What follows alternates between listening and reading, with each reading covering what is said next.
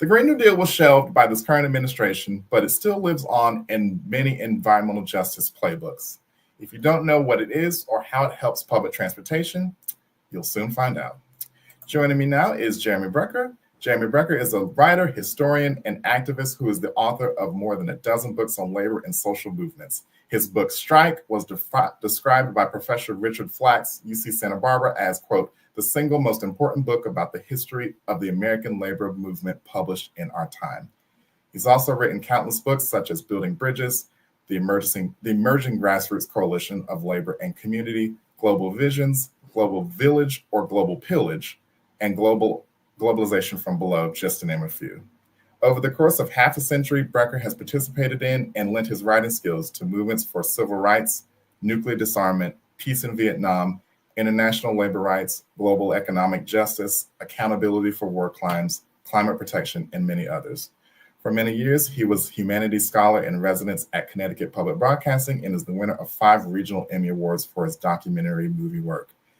He also has been a pioneer of participatory community-based history, writing the guidebooks of History from Below, how to uncover and tell the story of your community, association, or union, and helping a wide range of community historians create books, movies, and exhibits. And last but not least, he's also the senior strategic advisor and co-founder of the Labor Network for Sustainability. So Jeremy, welcome. Hi, great to be with you, Brecher. Good. So for those who are not familiar with the Green New Deal, tell us what it is and just kind of what the implications are now in this administration.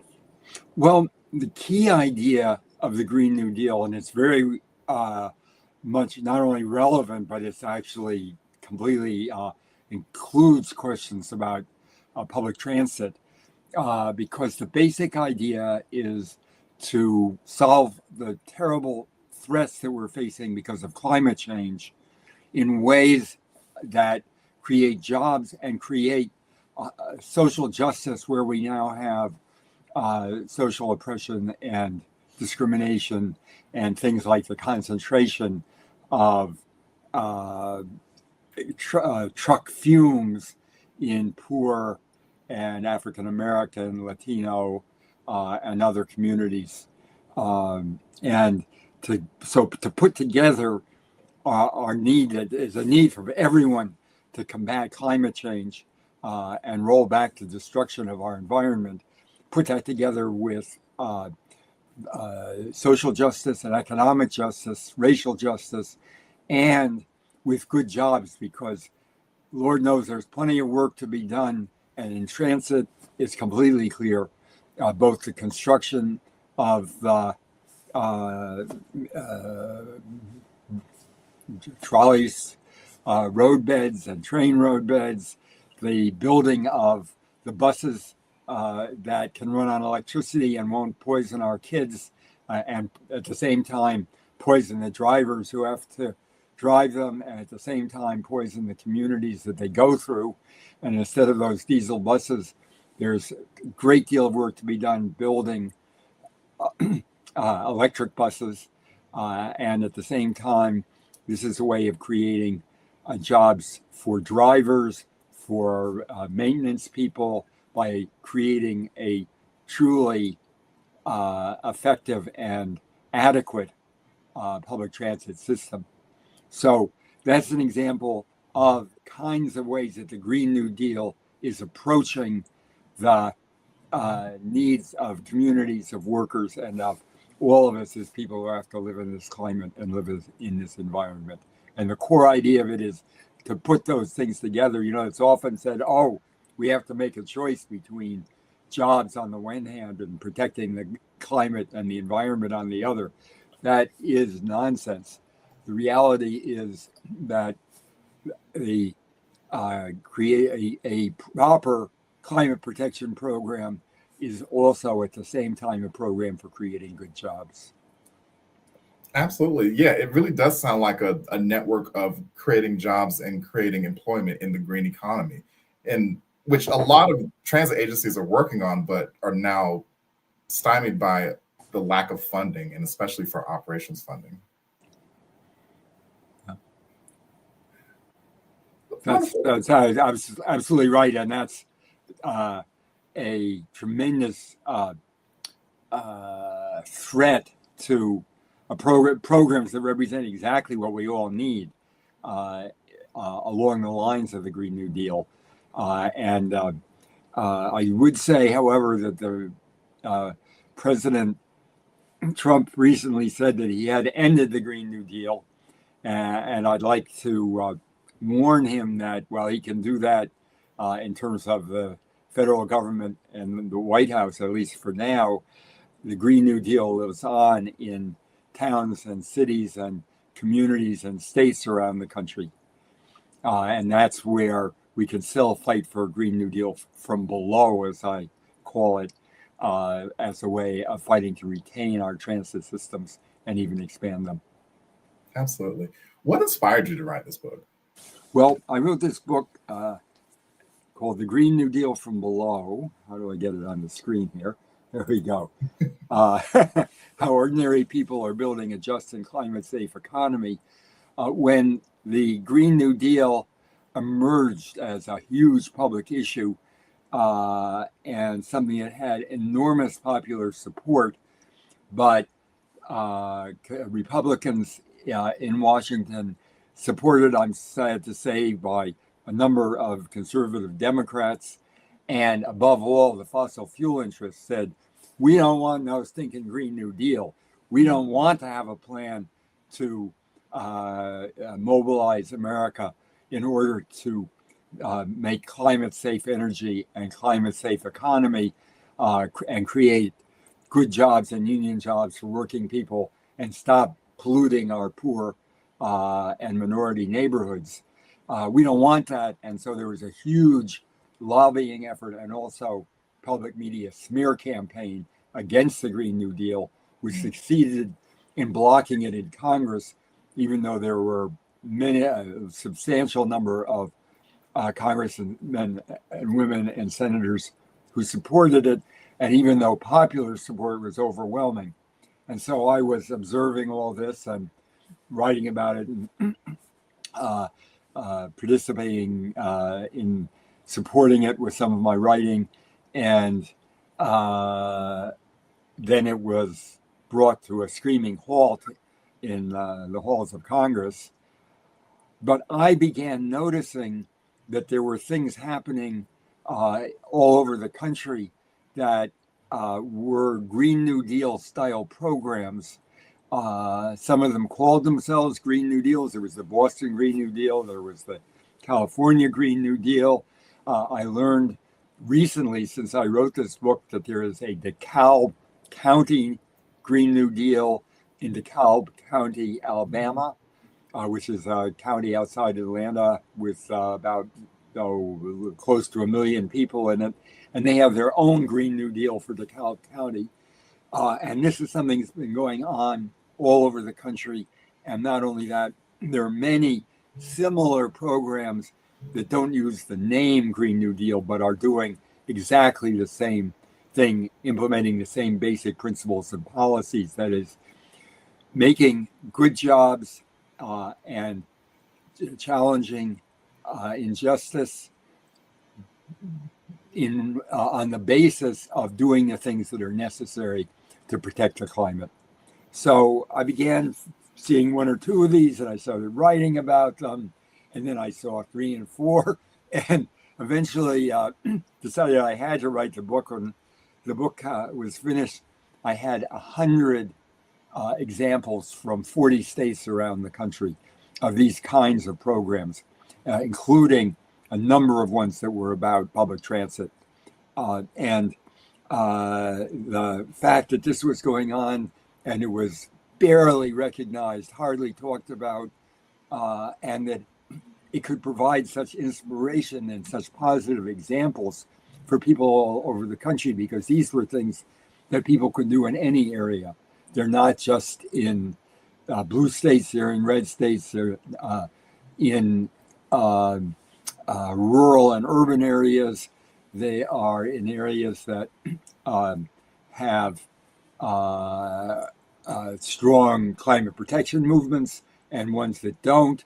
They are almost always built on coalitions of a wide range of groups, community groups, environmental and climate groups, climate justice groups, and trade unions are almost always involved in one way or another. And the those coalitions also pull together programs that are not just the representation of the needs of one group or another group, but what's characteristic of these Green New Deals from below is that they're built around programs that bring together the interests of very diverse groups and are supported by coalitions that are formed of very diverse groups. I've been listening to and reading the testimonies that you've been having today for your live feed here. They're great. They're very inspiring. And what's very striking about them is the way that they bring out the way transit is not just a question for, the benefit of people who drive public transit buses and trains. And it's not just for school kids that need to get to school and are often have very adverse conditions for getting to school. It's not just for communities that have diesel buses going through them and diesel trucks going through them. All of those groups together, and we could mention many others, for example, all the people who can't drive, who have been mentioned in those testimonies. How are they supposed to get to jobs? How are they supposed to get to the supermarket? This is close now to a third of our population, not to mention the people who don't own cars or who don't want to own cars and don't want to be dependent on cars. So the all of those interests come together around public transit. And that's a perfect example of the Green New Deal from below and the way the Green New Deal from below brings together the needs of different constituencies around a common program and a common need and objective. Absolutely. Let's talk about one of your chapters in the book titled Transforming Transportation. You mentioned transit-oriented development many times throughout the chapter. And from your experience in activism, where do you see as the disconnect between transportation and housing, and what from programs that the bipartisan infrastructure law would have helped? Well, the economic development, including both city, urban development, transportation development, where people live, the whole way our society has been, can't exactly say designed, but the way it's developed has been based on particular private interests that have, for example, wanted to build suburban housing, and because that's where the biggest money was for the construction industry and the real estate industry, and wanted to have auto transportation exclusively because that's where the money for the auto companies was, and that's where the money for the companies that build highways is made. And so we have a totally irrational way of organizing our urban areas, our rural areas, our transportation and housing, and very, very much dominated by real estate developers, so-called urban renewal programs, which were well dubbed Negro removal programs in order to build luxury housing and high-cost housing and development in desirable city areas. That's what we're coming out of. And so our public transit programs and our housing programs are still, to a great extent, shaped by that heritage. And it's one that we need to get over because it's absolutely essential that we integrate where people live, housing, and where they work, and the transportation that's going to get them back and forth between the two. And so sometimes this is called transit-friendly housing. sometimes smart growth, various other names like that for using our heads and trying to make housing, transportation, and economic development be coordinated and go hand in hand. Um, One of my favorite examples, this is actually happening all over, was transit-oriented development is another name for it, a very good name for it, because it recognizes the need to put housing and jobs in the places where people can get to them on public transportation. And one of my favorites was a huge parking lot in Chicago that was near a public transportation hub terminal, and the it was a working class community, largely people of color, and there was a move to put luxury housing there. And there was a community drive, and people organized and blocked it. And then they didn't stop there. They said, well, what we really should do is be putting up housing for working people, especially low-income working people, on that site, and then they will have access to all the jobs and all the amenities of the city of Chicago by being able to have direct access to the transit system. And in fact, they had a campaign, and the city, in fact, has put up substantial housing for non-affluent people on that site. And some of you may remember there was a song, very, very popular song by Joni Mitchell that went paved paradise and put up a parking lot. And they kind of reversed that. They took a parking lot and they put up what people really needed, which was affordable housing. Absolutely. And I know that the south side of Chicago is also getting an extension of the Red Line, which is badly needed for a lot of those disadvantaged communities. So we hope that definitely goes the way of TOD.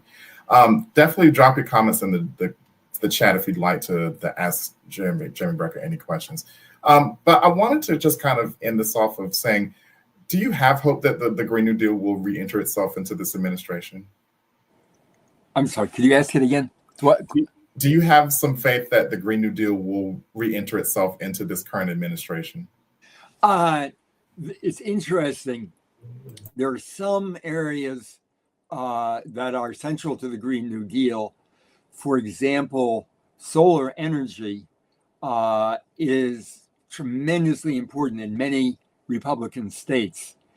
And so I think there's going to be a great deal of pushback against the attempt to downgrade and eliminate solar energy. Texas, in spite of a very, very anti-climate protection political system, is actually a huge producer of wind power. So in places like that, I think there will be an attempt to preserve and even expand some aspects of the Green New Deal. I don't hold out much hope for the Trump administration itself as taking on support for very many aspects of the Green New Deal, but at a local and municipal and county and state level, I think there's going to be a tremendous expansion of the Green New Deal from below, because the federal government is going to be abandoning all of those needs and all of the interests that are served by the Green New Deal and the Green New Deal from below. And therefore, it's going to be wide open for people to organize themselves to do those things such as transit at a neighborhood and local and county and state level. So that's what I envision is kind of an end run around the Trump administration, as the military folks say, outflanking the attempt of the Trump administration to block and undo anything that might have any benefit for ordinary people. But ordinary people are not going to sit still for that.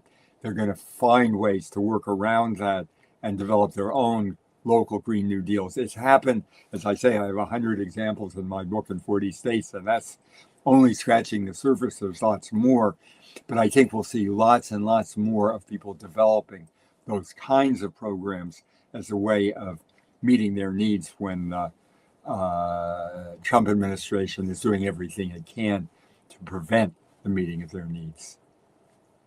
Absolutely.